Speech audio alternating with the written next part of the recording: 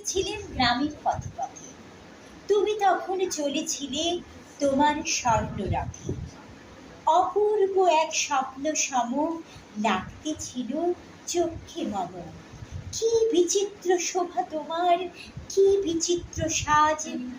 আমি মনে ভাবতেছিলেম, এ কোন মহারাজ। আজি শুভক্ষণে রাত পোহালো, ভেবেছিলেম তবে আজ আমারে দ্বারে দ্বারে ফিরতে নাহি হবে। বাহির হতে নাহি হতে কাহার দেখা পেলেম পথে। চলিতে রথ ধন ধান্য ছড়াবে দুই ধারে। মুঠা মুঠা কুড়িয়ে নেব নেব ভারে ভারে।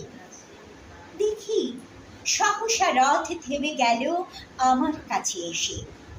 আমার মুখ পানি চেয়ে নামলে তুমি হেসে। দেখে মুখের প্রসন্নতা জুড়িয়ে গেল সকল ব্যথা। হেনকালে কিসের লাগি তুমি অকস্মাৎ আমায় কিছু দাও গো বলে বাড়িয়ে দিলে হাত। বলি, এ কি কথা রাজাদিরা, আমায় দাও গো কিছু। শুনি ক্ষণকালের তরে রইল মাথা নিচু।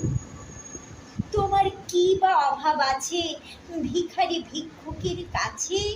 এ কেবল কৌতুকের বশে আমায় প্রবঞ্চনা। ঝুলি হতে তুলে দিলেম একটি ছোট কণা। যবে পাত্রখানি ঘরে এনে উজাড় করি, এ কি ভিক্ষা মাঝি একটি ছোট সোনার কণা দেখি। দিলেম যা রাজ ভিখারিরে স্বর্ণ হয়ে এলো ফিরে। তখন কাঁদি চোখের জলে দুটি নয়ন ভরে।